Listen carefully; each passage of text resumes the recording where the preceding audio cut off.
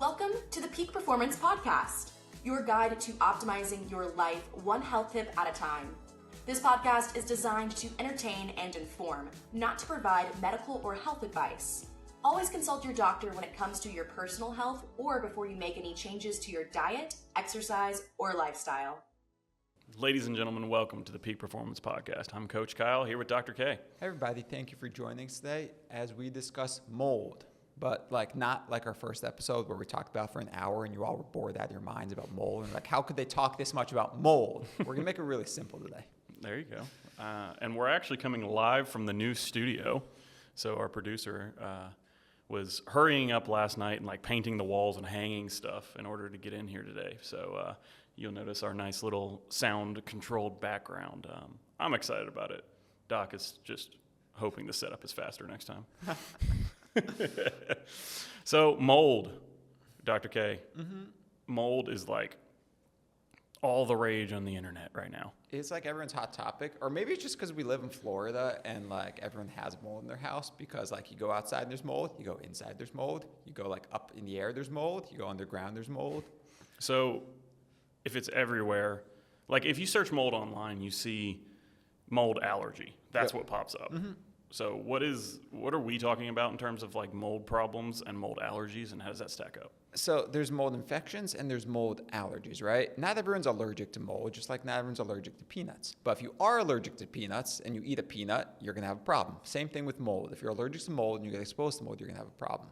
There's a lot of people walking around that aren't allergic to mold and could sit in a room full of mold all day and not care. So is that different from... could you be not allergic to mold and still have problems dealing with mold? Yes. Okay. How does that work? So you can be infected by mold and you can be allergic to mold, and those are two very different things. And really what it comes down to is if you're infected by mold but you're not allergic, as soon as you clear out the infection, you stop having problems. If you're allergic to mold, then every time you get exposed, you're going to have a problem. So an allergy is actually probably worse because it's an ongoing thing you have to deal with every day. Yes, I always compare it to peanuts. If you're allergic to peanuts and you eat peanut butter, you're going to the hospital. That's fair. So in terms of allergies for mold, can we do anything for allergies for mold? Allergies are tough because it's just like being allergic. There's not a lot we can do. We just try and mitigate the symptoms, but we can't really destroy your allergy to mold. Yeah. So, you probably have to do a maintenance histamine stack or something like that just to be able to live in Florida or in a place that has a lot of mold in a lot of different places. Yeah, so mountain climates are better for mold. Dry, cold, mold has trouble growing there. Yeah. I've actually seen where up north, those places that are snowed in 8 months a year, they actually have very little mold just because of it can't tolerate that temperature. Yeah. So let's talk about testing first. How do we find out if you have mold? How do we find out if you're allergic to mold? So there's three different ways. There's the visual contrast study thing with the computers called the Shoemaker protocol. There is urine-based testing, real-time labs, Great Plains Labs, Mosaic. They'll have urine testing. And then there's one company that does blood testing reliably called Mycotoxins. So the visual test, I'm assuming, is the cheapest.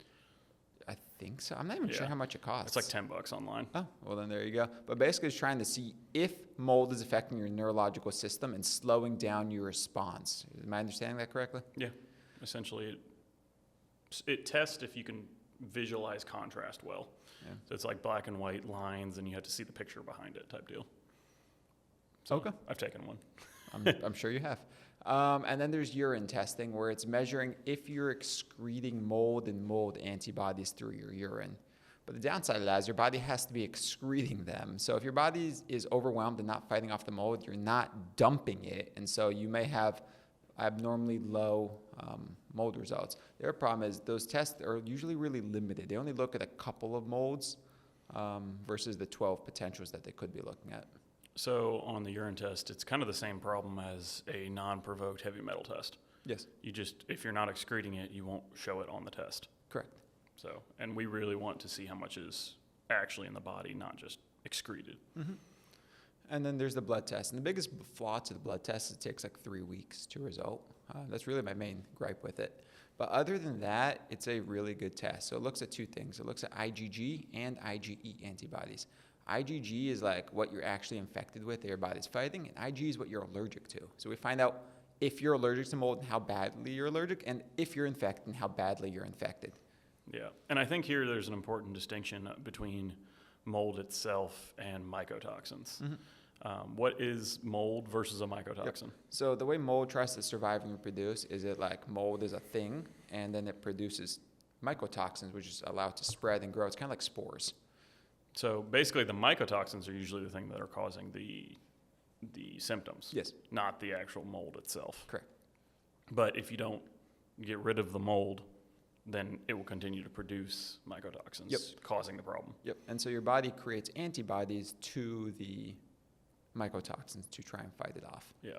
And I believe there's one more set of tests, the Shoemaker protocol. It's like 7 different tests, and you have to fail the VCS, the visual contrast test, and then you have to fail Yes, the blood work. 4 out of 7 of these non-specific tests. They're all inflammatory markers. Yeah. Yep. So we don't love those because it's non-specific. You could also fail 4 out of those 7 tests and not It's have any basically mold. technically a CIRS test, CIRS, chronic inflammatory response syndrome, more so than it is a mold test. And they're just assuming that if you have mold, you're going to have CIRS. So it's very, very non-specific. So there's a couple jumps in logic in that one. Yep. Okay, so that's testing. Now, I got exposed to mold, and I left a moldy house. Like, is my mold gone? Could be. I mean, if you were not infected by it, right? Right. But then what defines, why can 2 people walk into a room filled with mold? One person leaves perfectly fine. The other gets just absolutely destroyed by the mold. It's usually genetic based, right? Is your body able to tag it and clear it? I think that's part of it, and the other part is heavy metals. Yeah. So, like, say I have a mold infection. I come in, I go to a mold doc, and if you're working with a mold doctor that just does mold, when you have a hammer, everything looks like a nail.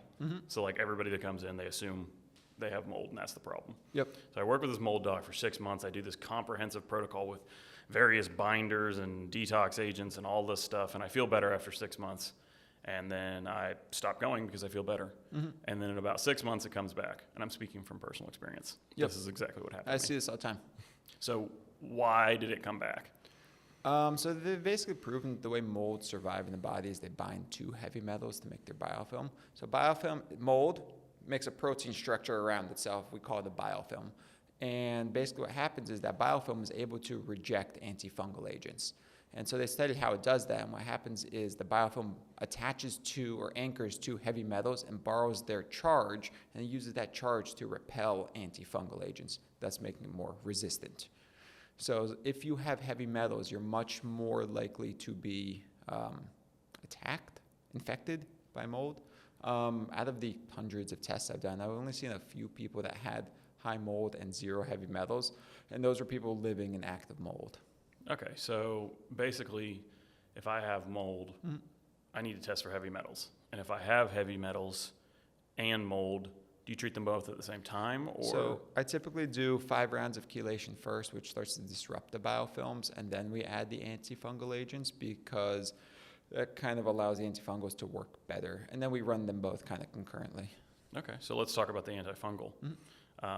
What's the protocol there? What's the medication? So if you're candida only, which is rare, but if you're candida only, we use fluconazole, 30 days, once a day.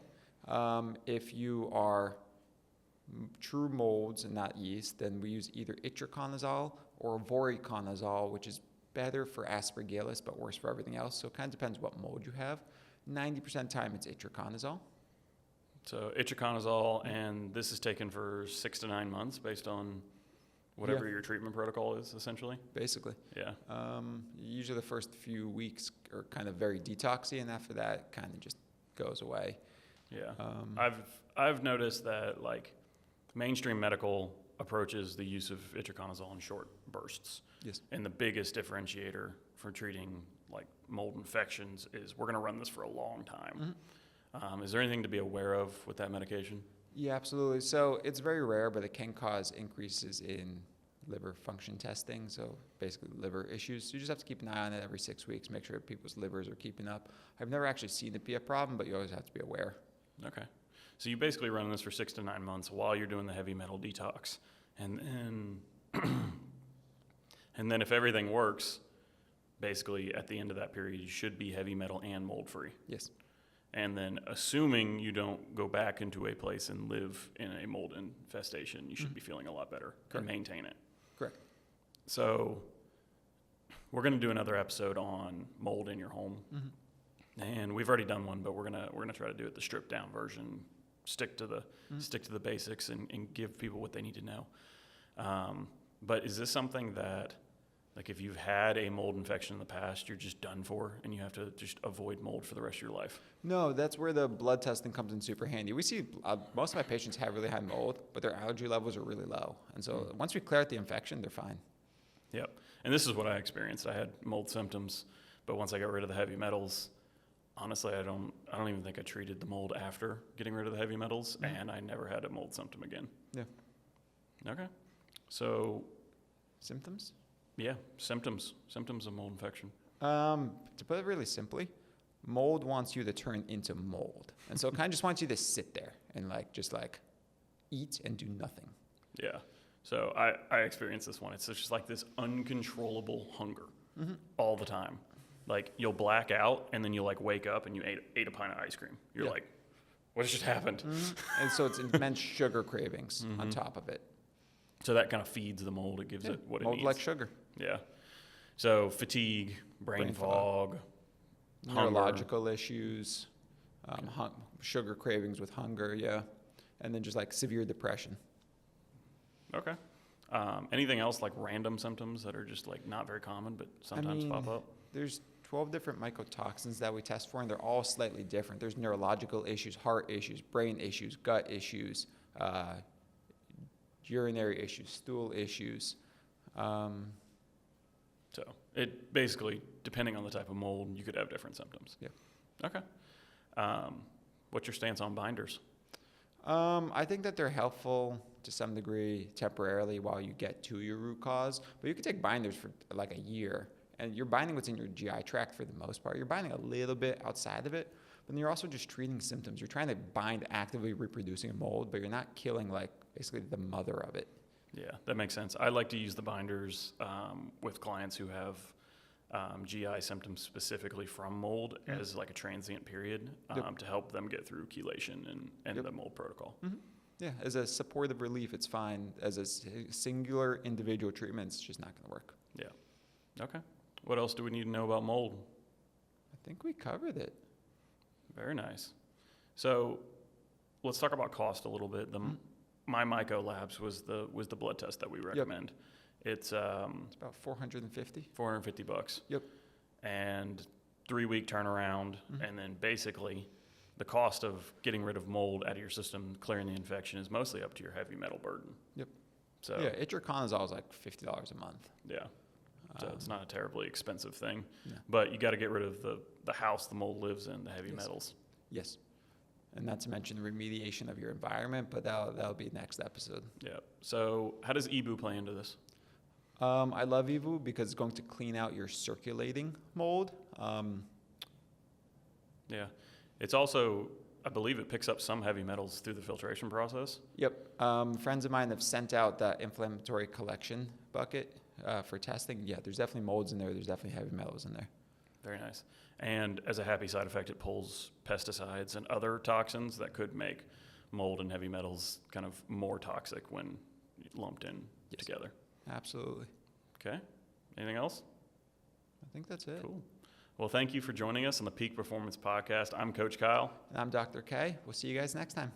Thanks for tuning in to another episode of the Peak Performance Podcast, your #1 resource for today's top health hacks and facts. You can follow us on Instagram at the Peak Performance Pod or on X at PerformPod. You can also check out our website and weekly blogs at peakperformancepodcast.online. Again, thanks for watching, and don't forget to subscribe. We put out a new podcast every Thursday.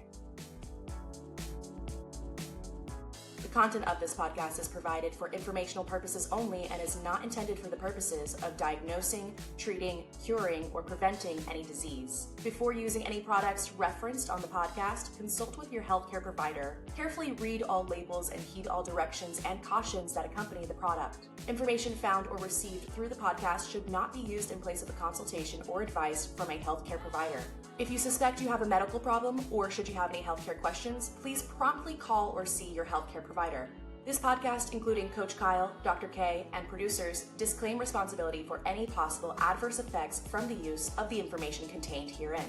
Opinions of guests are their own, and this podcast does not endorse or accept responsibility for statements made by guests. This podcast does not make any representations or warranties about guest qualifications or credibility. This podcast may contain endorsements and advertisements for products or services. Individuals on this podcast may have a direct or indirect financial interest in products or services referred to herein.